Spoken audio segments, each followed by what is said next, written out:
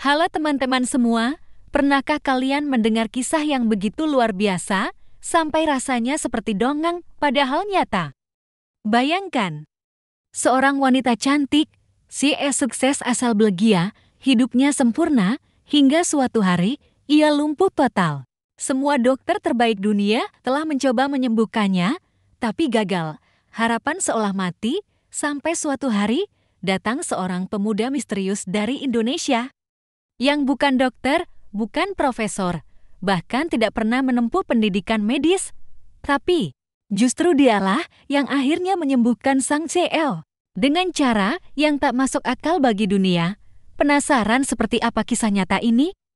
Yuk, simak sampai akhir, karena cerita ini akan mengubah cara kalian memandang tubuh, keajaiban, dan harapan. Sebelum kita mulai, jangan lupa untuk like, subscribe, dan nyalakan lonceng notifikasi supaya kamu tidak ketinggalan kisah inspiratif dan penuh makna lainnya dari channel ini. Dukungan kalian sangat berarti agar kisah-kisah luar biasa seperti ini bisa terus kami hadirkan untuk kalian semua. Sekarang siapkan hatimu, karena kisah ini bukan sekadar tentang penyembuhan, tapi tentang iman, perjalanan jiwa, dan pertemuan dua dunia yang tak pernah kita bayangkan bisa bersatu. Namanya Elise van Doren, sebuah nama yang bergema di ruang-ruang bisnis Eropa. Lahir di Brugge, kota kecil nan indah di Belgia, Elise tumbuh sebagai anak tunggal dari pasangan diplomat dan ahli lingkungan. Sejak kecil, ia sudah terbiasa hidup di antara konferensi, debat ilmiah, dan percakapan penting dengan orang-orang hebat dunia. Namun, Elise bukan hanya warisan dari keluarganya, ia adalah badai yang bergerak sendiri. Di usia 24 tahun, ia lulus dengan predikat summa cum laude dari Universitas Libre di Bruxelles, jurusan teknik lingkungan. Tak lama berselang, ia mendirikan Verdantis Group, sebuah perusahaan teknologi yang fokus pada solusi energi terbarukan dan konservasi air. Hanya dalam waktu 5 tahun, perusahaannya meroket memimpin pasar Eropa dan menjalin kerjasama dengan berbagai negara di Afrika dan Asia Tenggara. Namun, bukan hanya karena prestasinya, Elise menjadi buah bibir. Kecantikannya yang klasik, mata biru seolah menyimpan badai, serta aura percaya diri yang kuat, membuatnya sering dijuluki media sebagai Iron Rose of Europa, mawar besi yang tak mudah ditundukkan siapapun.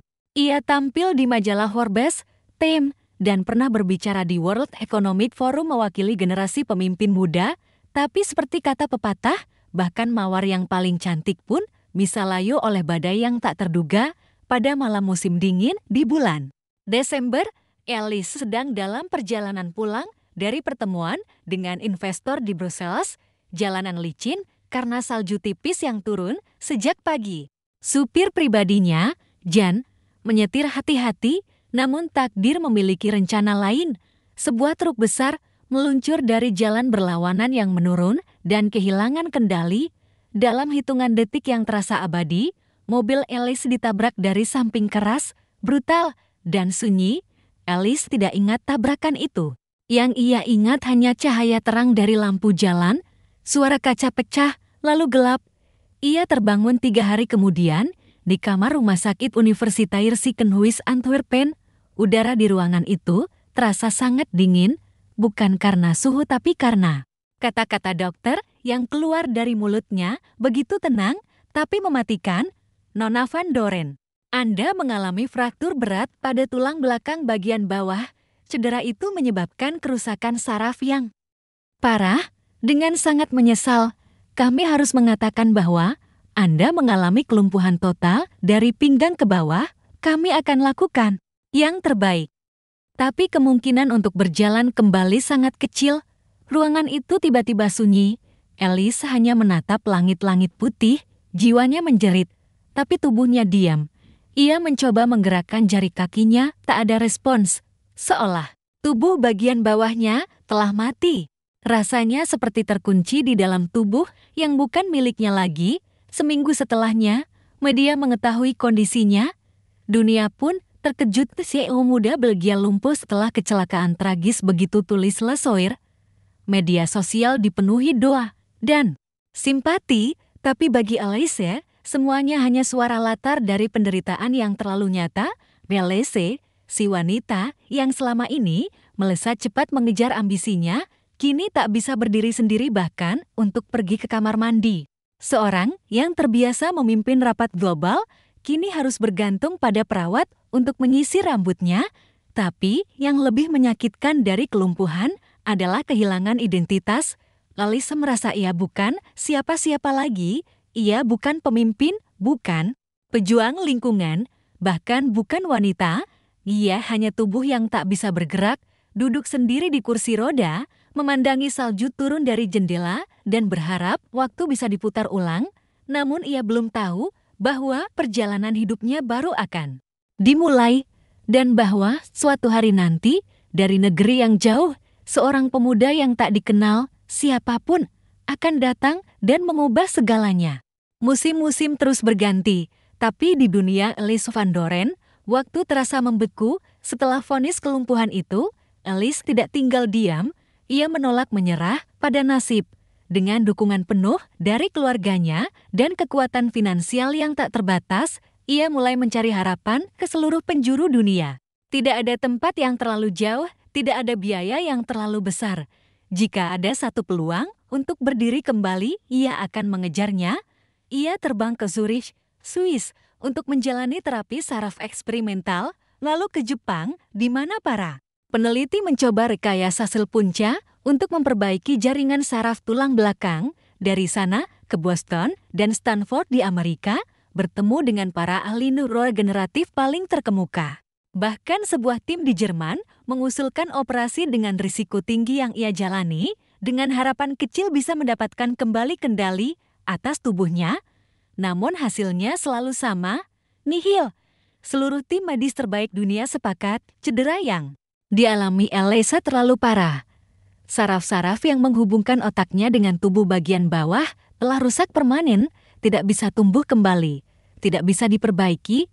Yang tersisa hanyalah harapan kosong dan kamar-kamar rehabilitasi yang semakin dingin.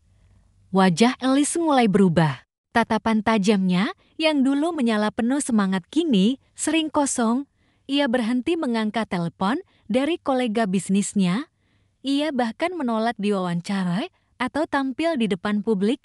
Hanya perawat pribadinya, Amelie, yang masih ia izinkan tinggal dekat dengannya. Dalam suatu sesi terapi, fisioterapisnya, seorang wanita tua dari Irlandia, berkata pelan, "Kadang keajaiban muncul saat kita berhenti mencarinya." Elise hanya tersenyum sinis. Ia mulai kehilangan semangat hidup. Makan tak lebih dari kewajiban, tidur datang tanpa damai. Pagi-pagi hanya dipenuhi oleh suara mesin perawatan dan jadwal pemeriksaan. Satu-satunya hiburan Elise hanyalah menatap langit Brugge dari jendela kaca kamarnya, menyaksikan awan bergerak lebih bebas dari tubuhnya sendiri. Waktu berjalan. 3 tahun penuh rasa sakit, harapan yang dibangun dan hancur, dan ketakutan bahwa inilah akhir dari segalanya, hingga suatu malam seperti halnya cerita yang berubah, bukan karena logika, tapi takdir. Elise melihat sesuatu yang aneh. Amelie datang sambil membawa tablet dengan wajah penasaran. "Lihat ini, Elise, kau harus lihat ini." Aneh, tapi menarik. Di layar terlihat seorang pria muda, kurus, berambut gondrong, berbicara dalam bahasa Indonesia. Ia sedang duduk bersama seorang wanita tua di pedalaman Kalimantan. Sang wanita yang sebelumnya disebut lumpuh selama 2 tahun, perlahan-lahan berdiri. Tangisnya pecah, tubuhnya gemetar, tapi ia berdiri. Pemuda itu hanya menunduk, menaruh tangannya di pundaknya, dan berbisik sesuatu. Tidak ada alat medis, tidak ada dokter, tidak ada mesin canggih, hanya sentuhan dan ketulusan. Namanya Raka Dirgantara. Amelie berkata, dia bukan dokter. Tapi sudah puluhan orang yang katanya sembuh. Mereka bilang, dia menyembuhkan lewat energi, tubuh, dan kepercayaan. Elise hampir tertawa. Ia hampir menyuruh Amelie menutup videonya, tapi untuk pertama kalinya dalam bertahun-tahun, hati kecilnya bergetar. Bukan karena percaya, tapi karena putus asa. Karena ketika semua yang logis sudah gagal, Mungkin satu-satunya yang tersisa hanyalah iman buta kepada sesuatu yang tak bisa dijelaskan.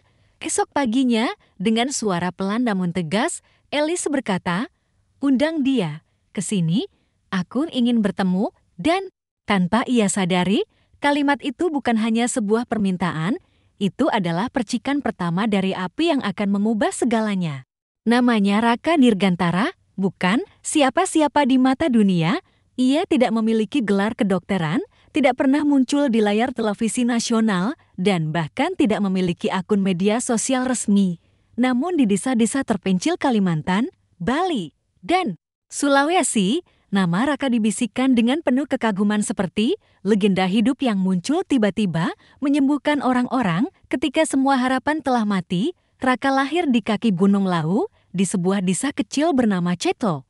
Ayahnya seorang guru SD dan ibunya tukang jamu yang terkenal karena ramuan penenangnya. Sejak kecil, Raka memiliki kepekaan aneh. Ia bisa merasakan emosi orang lain hanya dengan duduk di dekat mereka. Kadang, ia tahu orang sedang sakit bahkan sebelum mereka menyadarinya.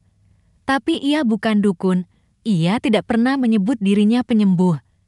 Ia hanya percaya bahwa tubuh manusia memiliki bahasa sendiri. Dan jika kita cukup hening, kita bisa mendengarkannya. Setelah lulus teknik elektro dari Universitas Negeri di Yogyakarta, Raka menolak tawaran kerja dari perusahaan telekomunikasi besar. Sebaliknya, ia justru pergi meninggalkan kota, memilih jalan sunyi. Ia menghabiskan waktu di komunitas spiritual di Ubud, belajar dari tabib tua di Toraja, dan berdiam diri berbulan-bulan di kaki Gunung Semeru. Ia tidak belajar teori, ia mengalami.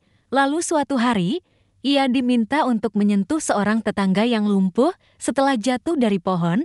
Ia melakukannya dengan ragu-ragu, hanya mengalirkan rasa damainya. Anehnya, beberapa minggu kemudian, orang itu mulai bisa berjalan. Bukan sepenuhnya sembuh, tapi cukup untuk membuat cerita itu menyebar seperti api di hutan kering. Dari satu desa ke desa lain, Raka mulai dipanggil. Ia tak pernah meminta bayaran, hanya waktu dan lihat. Kadang pasiennya sembuh, kadang tidak. Tapi ia tidak menjanjikan mukjizat, ia hanya menghadirkan ketenangan dan percaya tubuh akan menyusul. Ketika email dari Belgia datang dari seorang perwakilan pribadi yang mengatasnamakan Alice van Doren, CL, yang lumpuh, Raka sempat mengira itu lelucon. Ia bahkan belum pernah naik pesawat ke luar negeri. Namun saat membaca surat pribadi dari Alice yang hanya terdiri dari 2 kalimat, "Aku sudah mencoba segalanya, jika kamu bersedia datang, aku akan menunggu." Ada sesuatu dalam dirinya yang bergema, bukan ego, bukan rasa bangga, tapi sebuah panggilan. 2 minggu kemudian, Raka mendarat di Brussels. Jaketnya kebesaran, wajahnya pucat oleh dingin yang belum pernah ia rasakan.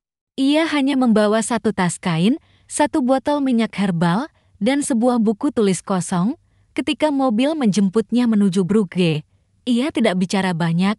Ia hanya menatap keluar jendela, melihat salju pertama dalam hidupnya jatuh pelan seperti abu dari langit. Saat akhirnya tiba di rumah besar tempat Alice dirawat, ia disambut oleh Amelie, perawat setia Alice. "Kau sungguh datang," kata Amelie dengan mata berkaca. Dia ada di lantai atas. Sudah 3 hari dia menunggu Raka. Hanya mengangguk.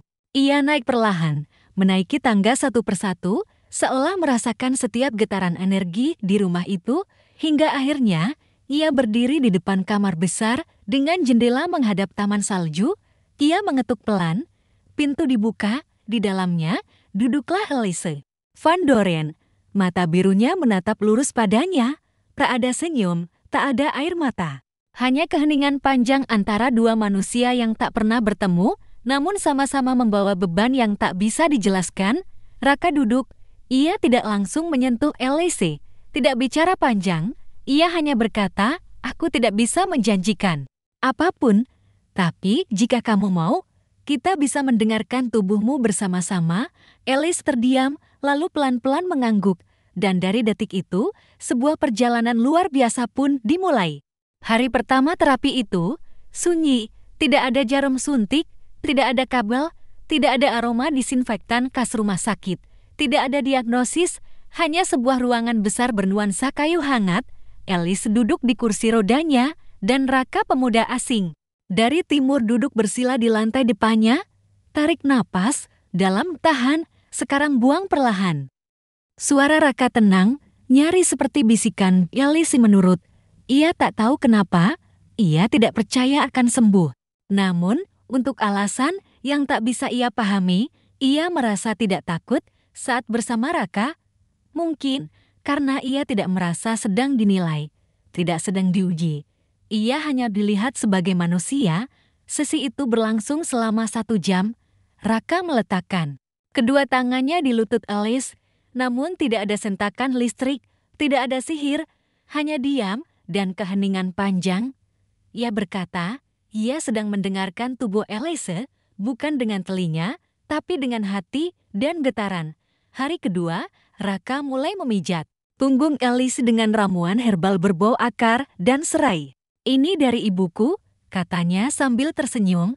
Alice hanya mengangguk, tidak bertanya, tidak mengejek. Ia sudah melampaui titik skeptis. Ia hanya ingin mencoba berdamai. Hari ketiga, Raka menyuruh Alice untuk menangis. Kalau kamu mau sembuh, katanya, kamu harus melepaskan rasa marahmu pada tubuhmu sendiri. Dan saat itulah, sesuatu terjadi. Alice pecah, bukan hanya tangisan, tapi luluh lantak. Ia menangis seperti anak kecil yang kehilangan arah. Tangis yang ia tahan selama bertahun-tahun, marah pada dunia, pada tubuhnya, pada takdir, pada semua. Dokter yang tak bisa menyelamatkannya, pada dirinya sendiri yang pernah berpikir untuk mengakhiri semuanya. Raka tidak bicara. Ia hanya duduk di dekatnya dan membiarkan Alice menumpahkan semua luka yang tak pernah sempat disuarakan. Itu hari pertama Alice benar-benar merasa lega. Minggu berikutnya, terapi dilanjutkan. Tidak ada pola medis. Kadang pagi, kadang sore. Kadang hanya duduk bersama dalam diam.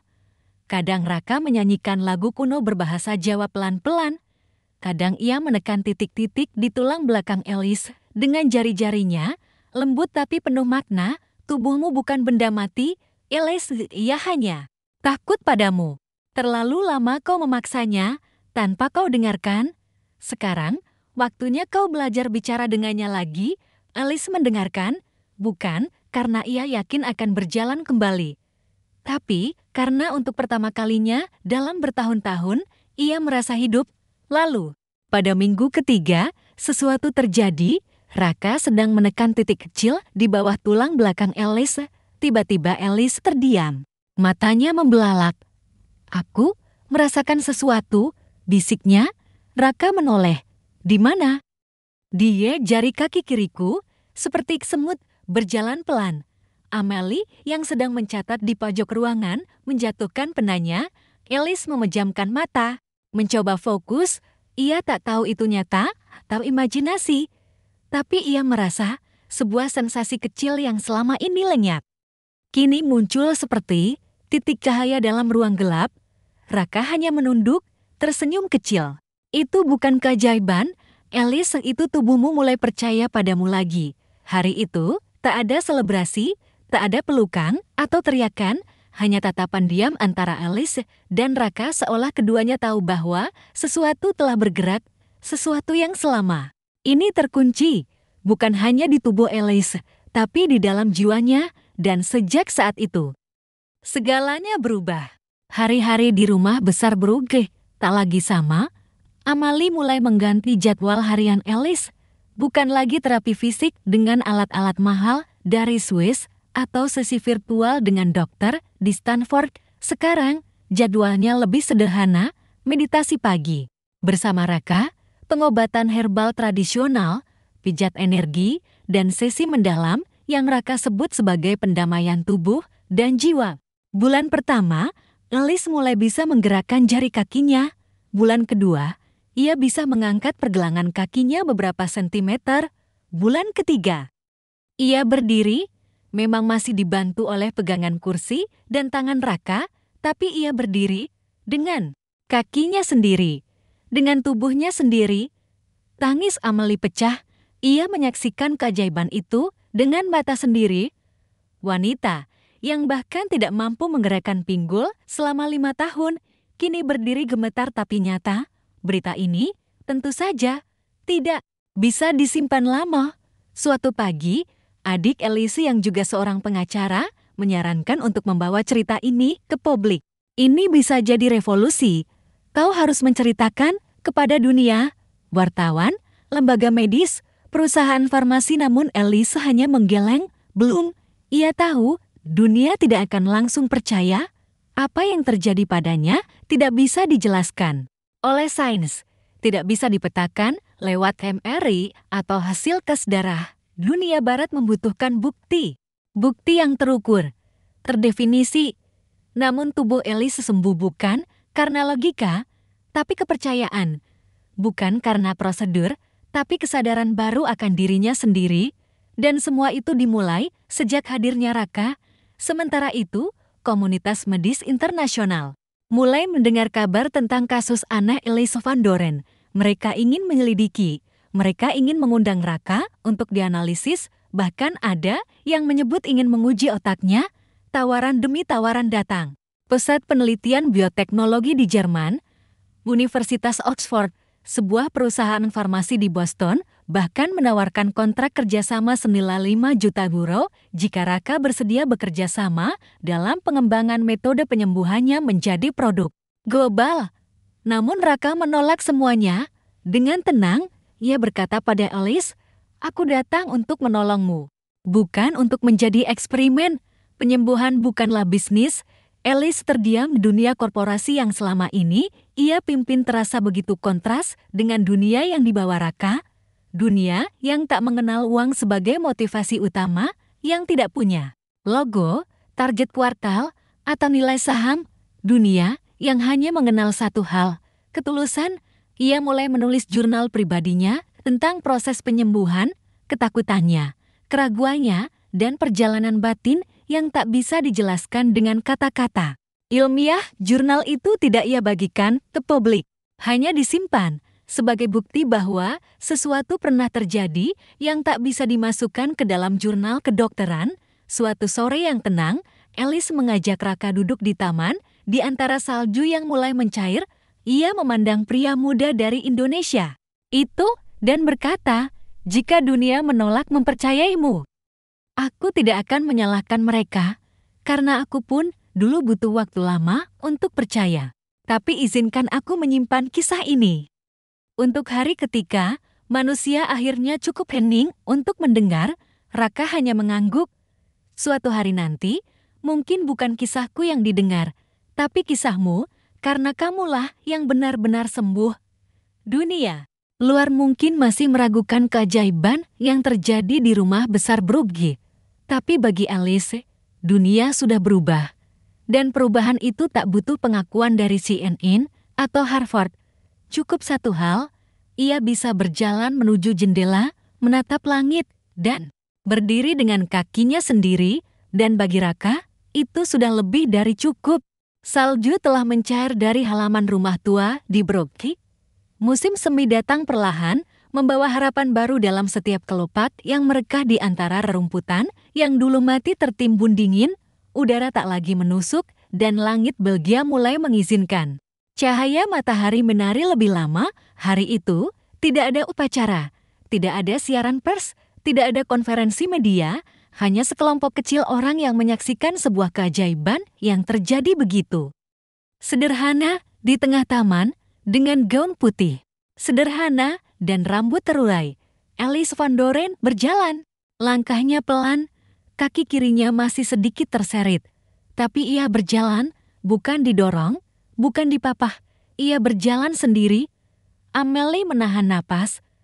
Adik Elise menangis diam-diam, dan Raka berdiri di ujung taman, di bawah pohon plum hanya menatap dengan senyum tenang, tak bangga, tak bersorak, hanya melihat. Seperti seorang guru menyaksikan muridnya mengambil langkah pertamanya di dunia baru. "Aku tidak tahu harus berkata apa," bisik Elise saat ia akhirnya sampai di hadapan Raka. Nafasnya tersengal, tapi matanya bersinar. "Kamu sudah bicara cukup banyak, hanya dengan langkah itu," jawab Raka lembut. Dunia mereka berbeda. Alice dibesarkan dalam dunia struktur, ambisi, dan logika, dunia yang menjunjung sains, sistem, dan statistik. Sedangkan Raka hidup dalam irama alam, keheningan tubuh, dan kebijaksanaan yang diwariskan tanpa catatan. Tapi hari itu, dua dunia itu berdiri bersebelahan, saling mengakui keberadaan satu sama lain. Beberapa hari setelah itu, Raka pamit. Tidak ada pelukan dramatis. Tidak ada janji untuk bertemu kembali. Alice tahu, pria itu bukan milik dunia korporat atau publikasi internasional. Ia milik tempat-tempat yang sunyi, orang-orang yang terabaikan, dan mereka yang sudah kehilangan kepercayaan pada keajaiban. Terima kasih sudah mengajarkanku untuk mendengarkan tubuhku, kata Alice di depan pintu. Terima kasih sudah percaya. Bahkan saat semua orang menyerah, jawab Raka. Lalu ia berjalan pergi, hanya membawa tas kain kecil yang sama, dan seperti embusan angin musim semi, ia lenyap tanpa jejak. Beberapa bulan kemudian, majalah bisnis Eropa menulis artikel berjudul Kembalinya Alice Van Doren, CEO yang menghadapi kegelapan dan bangkit. Namun tidak ada satupun dari mereka tahu cerita lengkapnya, tidak disebutkan nama Raka, tidak ada kisah tentang ramuan herbal, meditasi tubuh, atau air mata yang membuka kunci syaraf yang tertutup. Dunia tidak siap, atau mungkin tidak mau siap untuk kisah yang tak bisa diuji dalam laboratorium. Namun Alice tidak marah. Ia memahami sebagai gantinya, ia membentuk fondasi kesehatan alternatif internasional, bukan rumah sakit, bukan klinik, tapi ruang-ruang kecil di berbagai negara, tempat orang-orang bisa datang bukan untuk disembuhkan, tapi untuk belajar berdamai dengan tubuhnya sendiri. Ia tidak menjanjikan mukjizat, ia hanya membagikan pengalaman, dan di dalam setiap ruang itu, di dinding kayu sederhana, selalu tertulis sebuah kutipan, tubuhmu bukan musuhmu. Ia hanya menunggu kau bicara dengan cinta.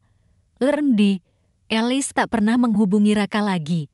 Tapi dalam setiap langkahnya, ia tahu jejak pemuda dari timur itu tetap tinggal di dalam dirinya, bukan sebagai penyelamat, tapi sebagai cermin yang menunjukkan bahwa penyembuhan sejati bukan datang dari luar, melainkan dari keberanian untuk berdamai dengan luka sendiri. Dan itulah akhir dari kisah ini, atau mungkin sebuah awal yang baru.